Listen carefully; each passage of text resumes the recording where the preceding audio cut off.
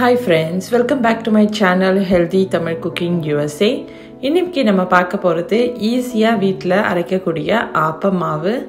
இது எந்த ஒரு கோகனட் லென்த்தி process எதுவுமே இல்லாம ஈஸியா செஞ்சிடலாம். வாங்க இது எப்படி செய்யறதுன்னு பார்க்கலாம்.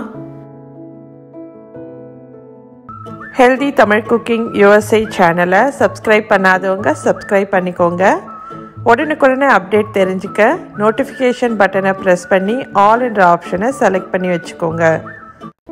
இது செய்கிறதுக்கு 1 கப் பச்சரிசி, 1 கப் புழுங்கலரிசி, 2 டேபிள் ஸ்பூன் உளுத்தம்பருப்பு, 1 டீஸ்பூன் வெந்தயத்தை நல்லா ஒரு நைட்டுக்கு ஊற வச்சுக்கோங்க. ஒரு நைட்டு ஊறினதும் அதை நல்லா தண்ணி போட்டு அரைச்சிட்டு அதில் 1 டேபிள் ஸ்பூன் சால்ட் போட்டு நல்லா மிக்ஸ் பண்ணுங்கள்.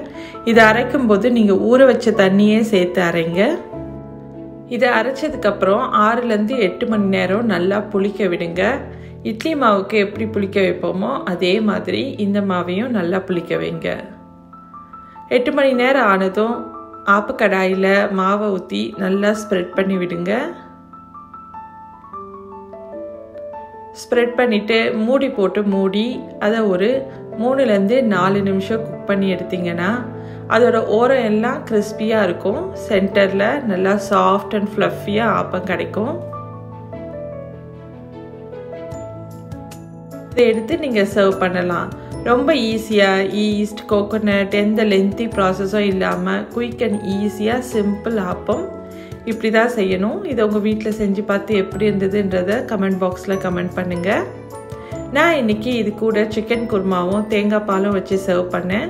நீங்கள் உங்கள் வீட்டில் எதை வச்சு சர்வ் பண்ணீங்கன்றது கமெண்ட் பாக்ஸில் கமெண்ட் பண்ணுங்கள். இது போல் ஈஸி அண்ட் குயிக் ரெசிபீஸ் தெரிஞ்சுக்குவோம். டெய்லி லஞ்ச் மெனு தெரிஞ்சுக்க ஹெல்தி தமிழ் குக்கிங் USA சேனலை லைக், ஷேர் அண்ட் சப்ஸ்கிரைப். மறக்காமல் ஃபேஸ்புக்லேயும் இன்ஸ்டாகிராம்லேயும் ஃபாலோ பண்ணுங்கள். தேங்க்ஸ் ஃபார் வாட்சிங்.